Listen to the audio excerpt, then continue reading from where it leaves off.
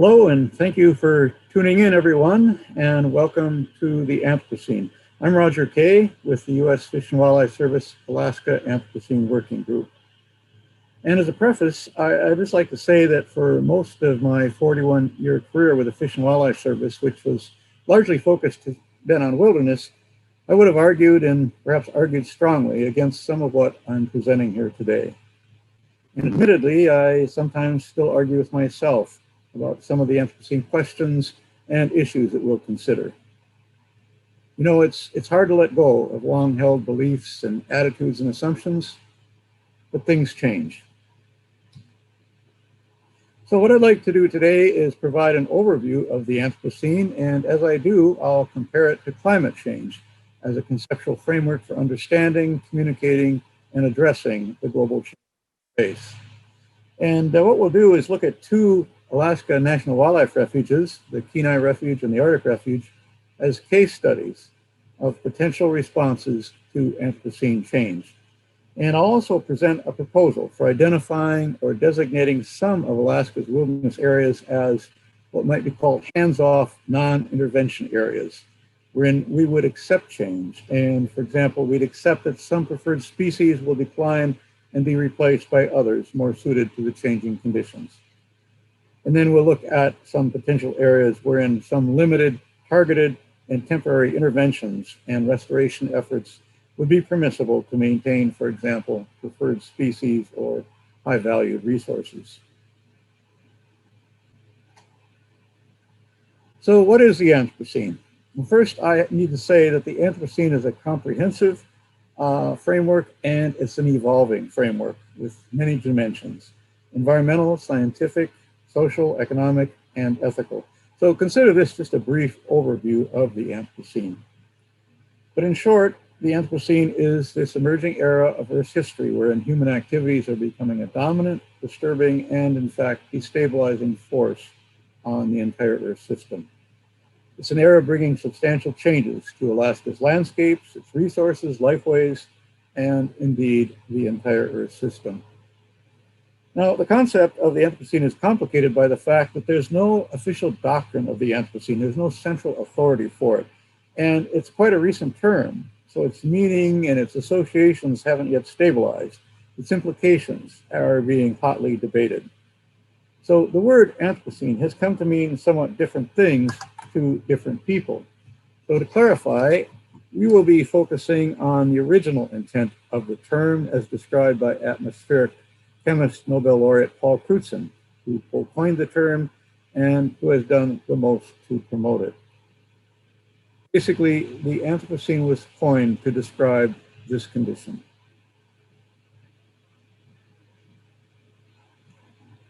So what does Crutzen mean by that? Well, you know, you've probably seen the many graphs that illustrate the Anthropocene fact.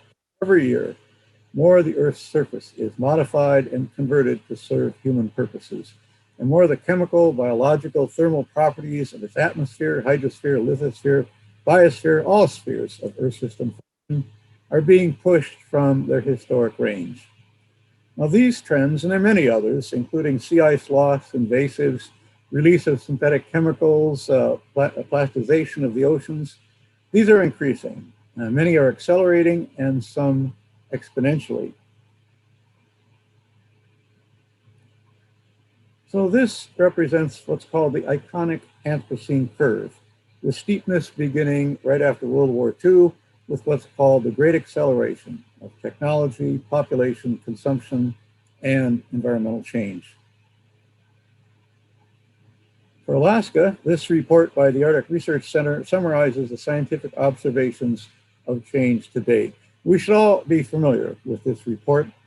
And then there are the growing observations of those who live closest to the land and who will be, or actually are being, most affected. More concerning than the observations are the forecasts, the models and the projections of how Alaska is likely to change by the years 2050 and 2100, which are the target periods I'm mostly speaking to. Now, there are just myriad unknowns as to the ramifications of these changes and their second and third and fourth order effects. But there's one certainty. and that is that our landscapes will change, as must our ways of relating to them.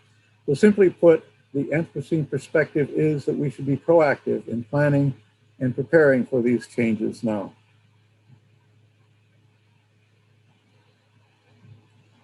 Now, these are two groundbreaking articles that Kreutz and co-authored, and I show them to emphasize the fact that, as these titles suggest, the Anthropocene was intended to be both descriptive of an emerging Earth state and prescriptive of a stewardship approach. So the Anthropocene is a scientific term offering a name for the totality of human-Earth interactions, but it's also an approach to stewardship, challenging us to rethink long-standing notions of nature and naturalness, our role in the biosphere, and our current conservation paradigm. And the Anthropocene is also a strategy for mobilizing awareness of the magnitude and the threat of global change. So for a very brief background, you probably know the Anthropocene is framed in terms of a geological period, and there's this fascinating debate over when the Anthropocene began. What change began to change everything?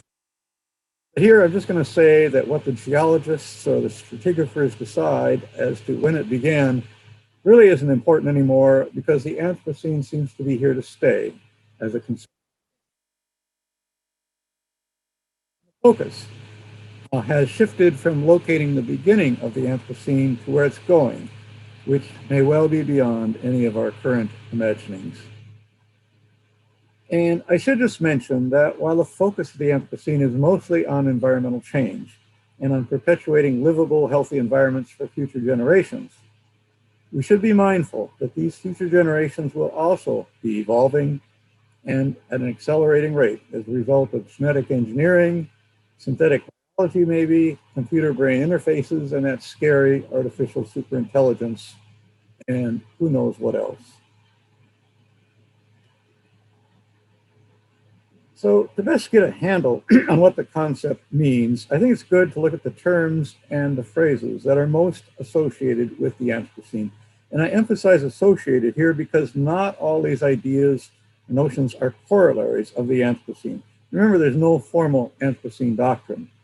And one can reject some of these, and especially geoengineering, and still embrace the Anthropocene as a concept. But these are the main subjects of what's called the Anthropocene discussion. But the central premise at the heart of the Anthropocene is this notion of the Earth system.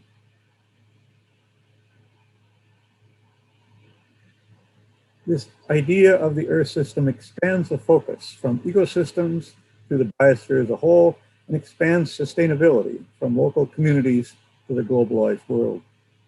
And very much unlike climate change with its singular focus on warming, the Anthropocene is more encompassing of the totality of planetary dynamics, the complex interactions between systems and components, and especially the ever-increasing human component.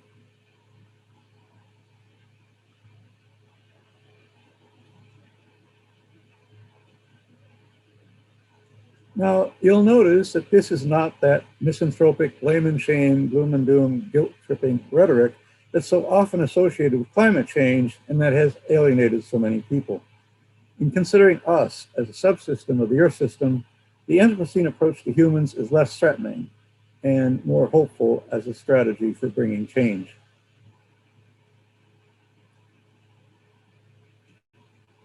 And inherent in the focus on the Earth system is the concept of planetary boundaries, which basically seeks to identify thresholds or safe boundaries for 9 major life support systems that are being pushed outside their historic range of variability. Now, climate change, you'll notice, is the number one, the first, but there are many others, including land surface changes, altered biogeochemical cycles, acidification and other changes to the oceans and fresh waters, biodiversity loss, and with it reduction in resilience and greater vulnerability. So these are the other life support systems beyond climate change that the Anthropocene considers. And there's debate among Earth system scientists as to what the limits should be, where the thresholds are, what the tipping points towards regime shifts are. But the point I'll make here is that planetary boundaries is reflective of this major difference between the Anthropocene and climate change. The Anthropocene conveying this idea that there are many large-scale threats to the planet's life forms, and they're converging at accelerating rates. Although warming now pretty much overshadows our other changes to the planet's atmosphere, the chemistry of its oceans and fresh waters, nutrient cycling, and so on, the Anthropocene perspective is that the effect of these factors will become more synergistic with and more inseparable from the effects of warming.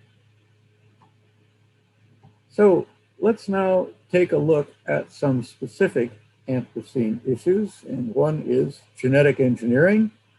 It's controversial, like many aspects of the Anthropocene, but the Anthropocene perspective is to be open to techniques and technologies that are new, that carry risks, and or are repellent by today's standards.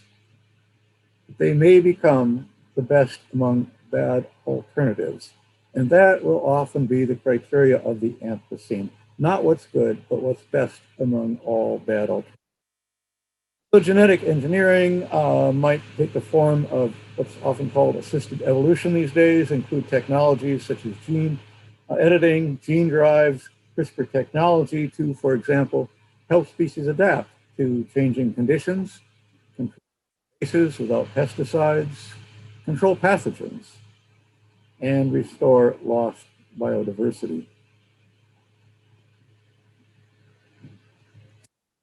Another issue is the introduction and assisted migration of plants and animals. We'll look at that later when we consider the Kenai refuge case study. Geoengineering, or climate engineering, it's sometimes called, to reduce global warming, are definitely part of the Anthropocene discussion. And this includes techniques for solar radiation management, like injecting sulfur particles into the stratosphere to reflect sunlight, cool the planet, and various means of capturing and sequestering. Now, this geoengineering is by far the most controversial of the Anthropocene associations, mostly because of the potential litany of unintended.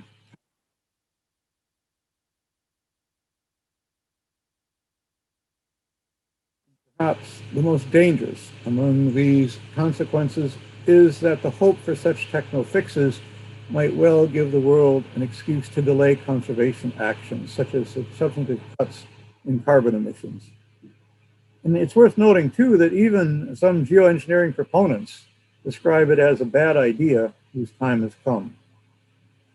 So again, the question will not be whether one or another form of geoengineering is a good thing, but rather, if tipping points are reached, what's the least bad among bad alternatives? But an Anthropocene premise is that, we're already geoengineering this planet, both collectively and individually, through the way we get our food, the way we get around, the way we live. So the question being asked is, should we only be geoengineering this planet as we do now, unintentionally, or should we do it proactively, purposely, through? Well, geoengineering in particular highlights the need for global cooperation. And a central premise of the Anthropocene is the need for international environmental ethics and management policies.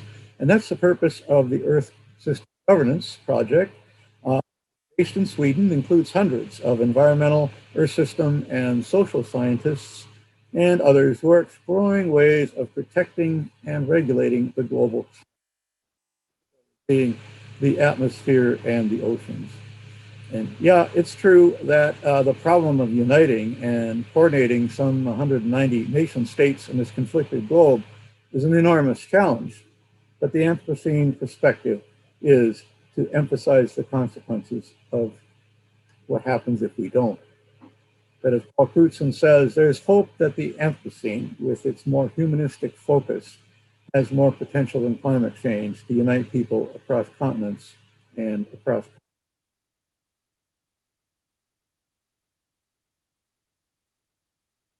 Concerns that were initially focused on local environmental justice have been subsumed in the Anthropocene literature as global environmental justice. And that takes the form of intergenerational justice, and then the larger concern and that is those people of this planet who are least responsible for global change, with the least resources to deal with it, will be the ones that are most affected. And so an interesting Anthropocene question that has been developing is just how viable is this idea of human caused change or anthropogenic change? The question is, which humans? And so this idea of anthropogenic change homogenizes humanity. It lumps the poorest third of humanity on this planet who have negligible impact on the environment with the wealthiest third of us whose per capita impact is, of course, enormously greater.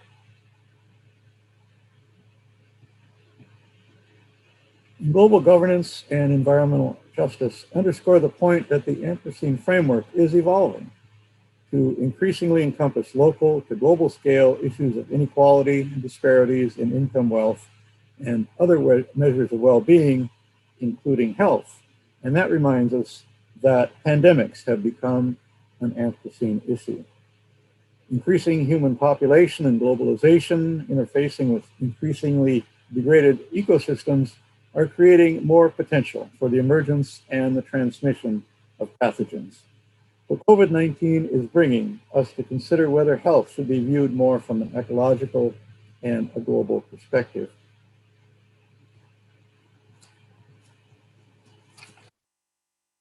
Emerging Anthropocene concern here in Alaska is the effect of warming soils and permafrost thaw upon the microbial community composition and activity, and for the potential release of long frozen pathogens. On this, I'll just say that in response, the Fish and Wildlife Service and the University of Alaska are developing a program for monitoring the microbial community on the Arctic and other wildlife refuges.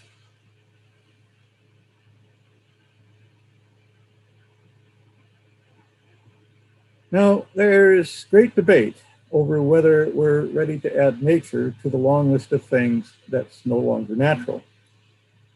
But the Anthropocene does confront us with the reality of this deepening intertwining of natural and human systems, that there's no longer any nature separate from us. Our footprint is everywhere and it's increasing.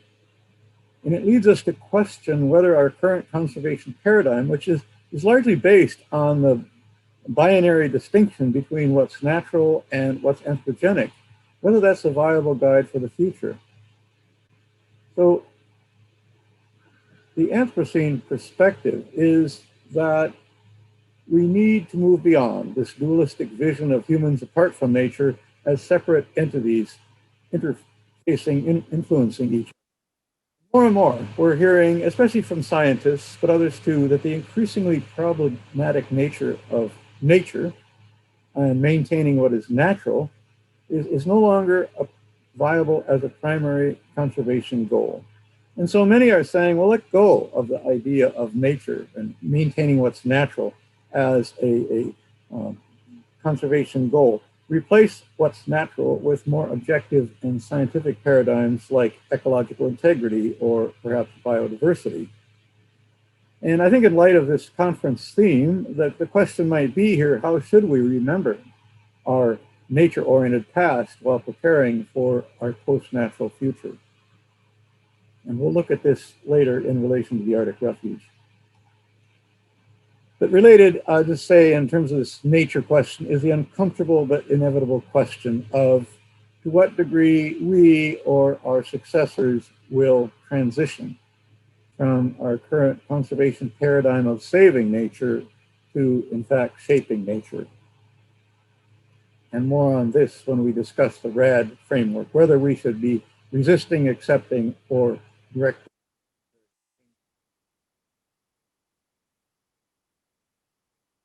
Let's move on and briefly consider two Alaska wildlife refuges as case studies of Anthropocene changes and the decisions the refuge system faces.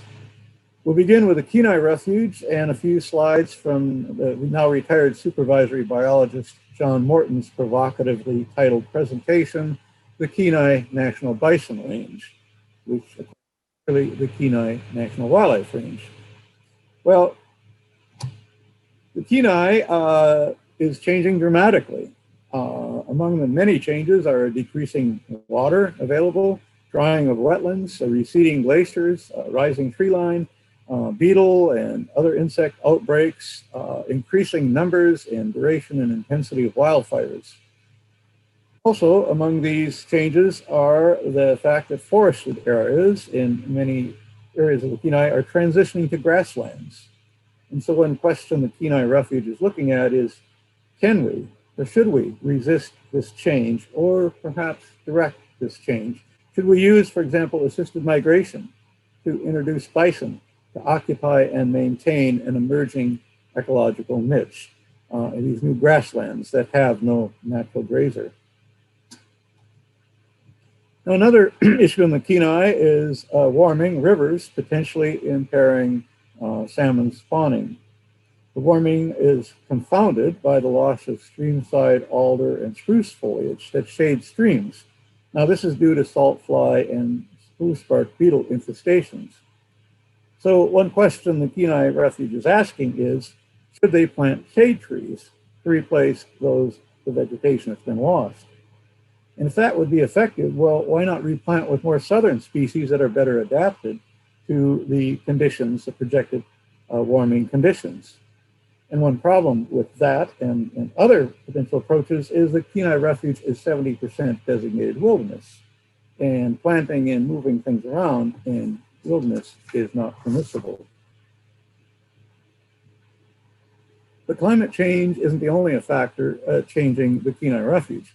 The refuge has documented 138 species of invasives that have become established. And as John Morton likes to say, there's more en route. Some of these invasives come on their own, and some are brought by people, both accidentally and intentionally. And so among the questions that the refuge is asking is, what invasives can and should be resisted? And, you know, considering how many unwanted invasives that have become established, well, why not bring species that we like, species like bison, that may well be adapted to the changing conditions? So these are among the many Anthropocene changes and questions the Kenai Refuge is. This is how biologist John Morton summarized the Kenai Refuge situation. And the implications of this notion that the Kenai is no longer natural, are strong, because if it's no longer natural, well, then why not introduce, why not accept invasives? Why not accept development and other alterations if it's no longer natural anyway? So the Kenai is an example of the RAD decision-making process approach, wherein an agency unit decides whether to resist change, accept change, or direct change for any particular issue. So the Kenai is obviously looking more at directing the change that they're experiencing. So let's move on to the Arctic Refuge then as a case study, an example looking more towards the accept. As I'm sure you know, the Arctic Refuge is widely regarded as the nation's preeminent archetypal natural area. And writings about this landscape just extol the area's naturalness, as have our interpretive and educational materials. However, largely because of human-caused climate change, the glaciers of the Arctic Refuge are melting away, its shorelines are eroding, coastal ice and polar bear habitat are diminishing. And then beyond these obvious observations are the projections.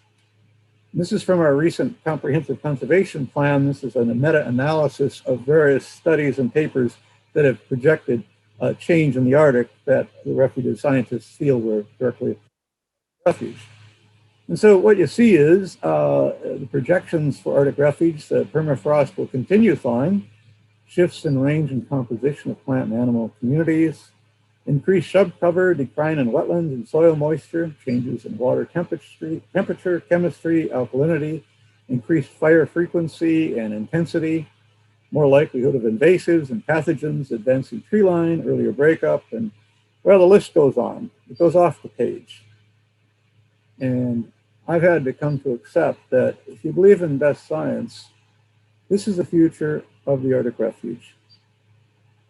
And so This preeminent wilderness area confronts us with some disturbing Anthropocene questions, which were unimaginable when I started working here. Questions like, how long will we be able to consider the Arctic refuge natural by the common meaning of natural? That is, not shaped by or substantially impacted by human activities. And after all, this being natural has always been the deciding criteria for what's permissible, not only in wilderness, but at wildlife refuges. If it's natural, it's good, it's supported, and if it isn't, we do something about it. The question is, should we replace naturalness with ecological integrity or biodiversity as our stewardship goal? Well, that might make sense from a scientific standpoint. I guess it does, but the fact is that nature, what's natural, has never been just an objective ecological or baseline condition.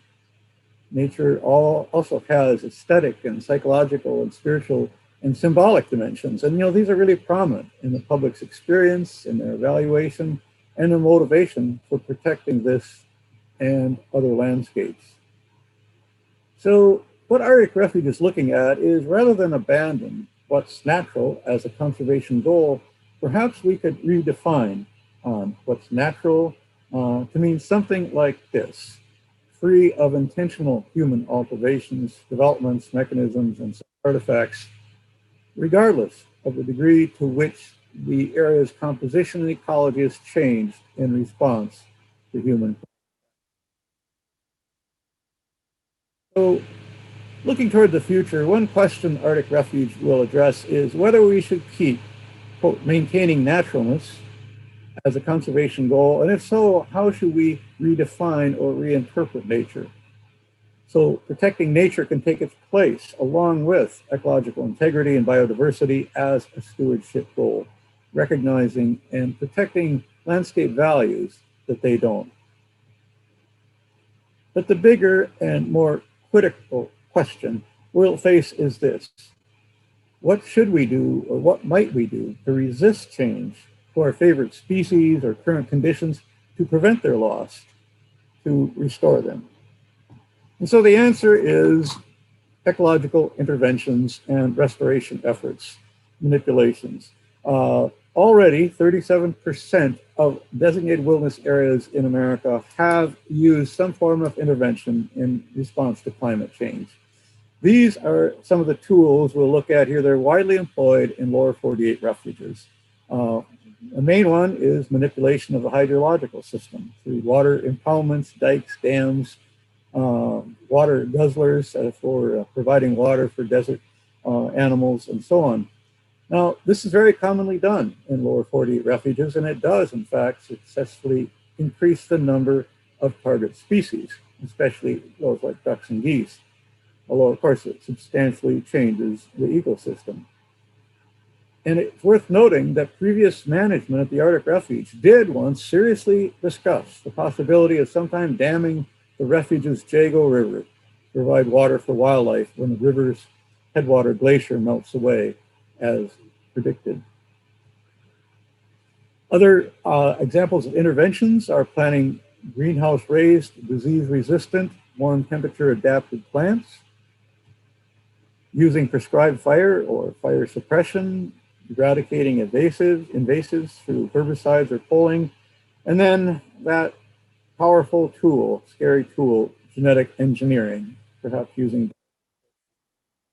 There are many other forms of intervention. I can just say that if intervention is in the future of the Arctic Refuge, I certainly hope proponents will carefully consider the potential unintended consequences, including the potential for intervention to impede the resource or the system's eventual adaptation to new conditions. At least, you think ecological interventions are far away in space or time from the Arctic Refuge. Consider the ICE 911 project near Barrow, this experiment that's just down the coast from the Arctic Refuge, conducted by researchers from Stanford University, where they covered 4 acres of ice with sunlight reflecting manufactured particles made of silicon glass-based material, experimenting to see if it has the potential to save the pack ice. And I'll just say this is just one example of the kind of intervention that will be proposed and that we'll need to consider. In all these interventions, however important the resources or the uses that they seek to perpetuate, all of them conflict with the most defining quality of wilderness and the Arctic refuge, and that is its wildness. Wildness, with a root word that it shares with wilderness, and that is will, referring to an entity's being self-willed as a wildness is a state wherein those processes of an area's genesis are allowed to shape its future, free from human willfulness, purpose, utility, or design. So this then is a definition that we use for wildness. It's a condition or state of the landscape characterized by its freedom from the human intent to alter, control, or manipulate its components or ecological and evolutionary. And I'll call your attention to one phrase here, freedom from the human intent to alter, control, or manipulate. It's not freedom from human effect. That's what naturalness is. Wildness is freedom from the human intent. And so what wildness is not, it's not a synonym for pristine or virgin. Wildness is not the absence of all human effect, although that's an ideal. Wildness can persist in environments that have been altered or continue to be influenced by external human-caused effects, factors like climate change, as long as we refrain from interfering with nature's autonomous response. And wildness is, I'll argue, the landscape quality that's most at risk in the Anthropocene, not because of the change, but rather how we respond to it through interventions. So I wanted to say, for the Arctic refuge can always remain wild if we are willing. If we're willing to forego interventions and restoration efforts in the hope of perpetuating, for example, our favorite species in environments becoming less suited to them.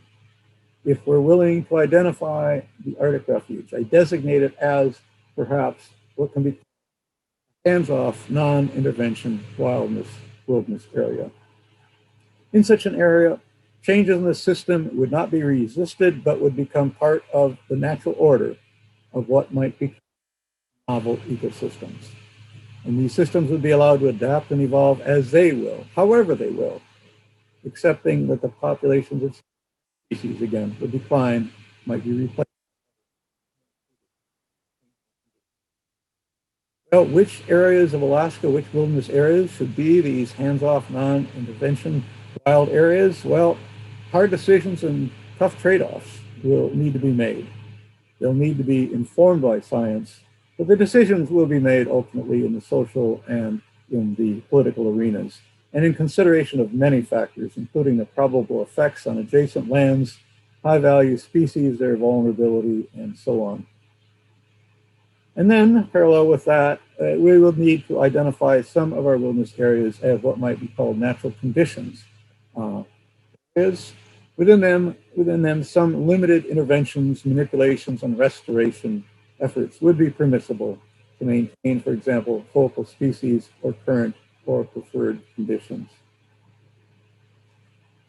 And I'll just say that Kenai Refuge is probably an ideal place for this approach, where Arctic Refuge is ideal for the hands-off, non-intervention approach.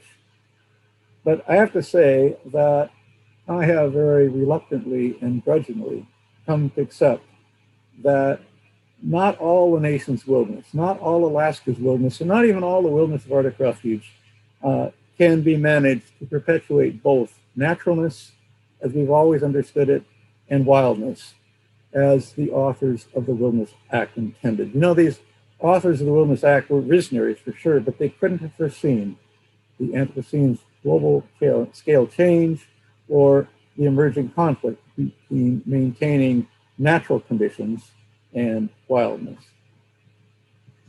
So what we need to do for this, and this is what we're looking at here, is need to revise our policies, our wilderness policies, and develop a procedure for deciding where or to what degree each wilderness area's wildness purpose or its natural purposes will have primacy, where maintaining one would compromise the other. So research in the wilderness system in Alaska would need to be refocused some to address the questions of, first, which areas can be practicably maintained as hands-off, non-intervention areas, and in which areas could we practicably intervene to maintain the desired natural conditions. And so these conditions of whether, where, and when to resist, accept, or direct change, of interventions, of naturalness, of perpetuating wilderness and wildness, these are among the questions that Fish and Wildlife Service in Alaska is beginning to plan and prepare for now. So anyway, before concluding, I just want to acknowledge that the Anthropocene is very controversial, and the human-centeredness of it is very troubling to a lot of people. Virginia Tech professor Elaine Christ is probably the most vocal of Anthropocene critics, decrying it as God-posturing, narcissistic, species supremacist, and an alleged celebration of human control. And so rather than naming an era after ourselves, she and others argue that we should blockade the term. It's that dangerous. We should censor it. And this then is the other perspective.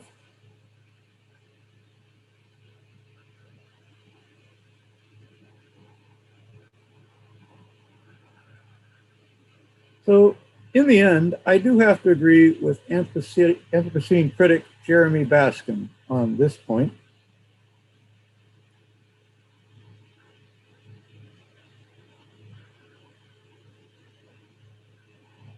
Yes, for sure. The Anthropocene is unsettling. I mean, you intuitively want to resist it. I know I did for a long time. But one is reminded of how similar such concerns are to the early reactions and the resistance to both the Copernican and Darwinian revolutions in thinking, to which the Anthropocene is so often compared.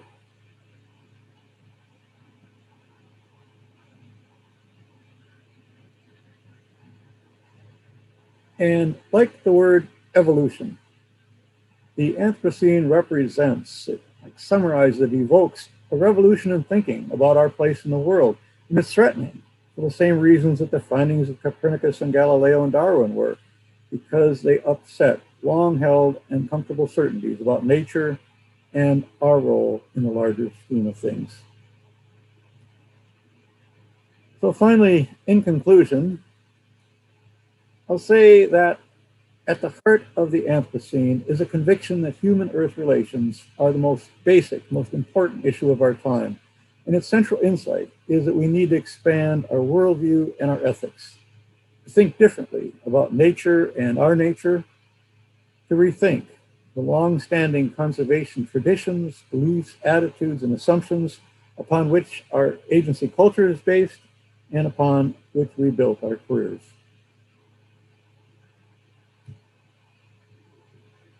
So with that, we'll open it up to questions and comments.